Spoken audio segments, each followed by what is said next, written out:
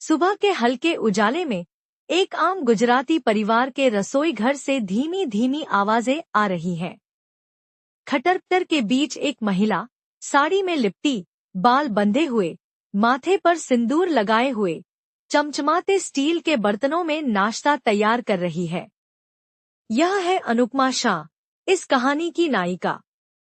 अनुपमा एक साधारण गृहिणी है जिसकी दिनचर्या पूरे परिवार की सेवा से शुरू होती है और उसी पर खत्म हो जाती है।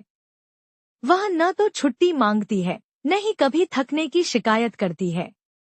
उसकी पहचान, उसका खुद का नाम तक कहीं खो गया है। अब वह सिर्फ मम्मी, पत्नी, बहू और भाभी बनकर। सुबह के हल्के उजाले में एक आम गुजराती परिवार के रसोई घर से धीमी धीमी आवाजें आ रही हैं। खटरपटर के बीच एक महिला साड़ी में लिपटी, बाल बंधे हुए, माथे पर सिंदूर लगाए हुए, चमचमाते स्टील के बर्तनों में नाश्ता तैयार कर रही है। यह है अनुपमा शाह, इस कहानी की नायिका। अनुपमा एक साधारण गृहिणी है जिसकी दिनचर्या पूरे परिवार की सेवा से शुरू। अनुपमा एक साधारण गृहिणी है जिसकी दिनचर्या पूरे परिवार की सेवा से शुरू होती है और उसी पर खत्म हो जाती है। वह न तो छुट्टी मांगती है, न ही कभी थकने की शिकायत करती है।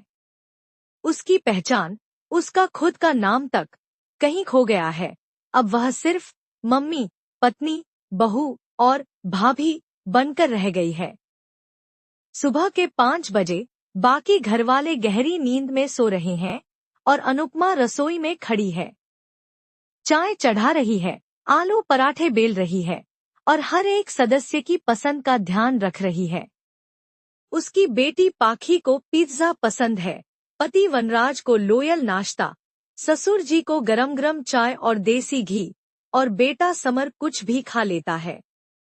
अनुपमा रसोई से निकलती है, तब तक अलार्म बजता है और घर की दिनचर्या शुरू होती है। लेकिन अनुपमा के लिए यह अलार्म नहीं, बल्कि एक रेस का स्टार्टिंग गन है जिसमें उसे बिना थके हर मोर्चे पर दौड़ लगानी होती है।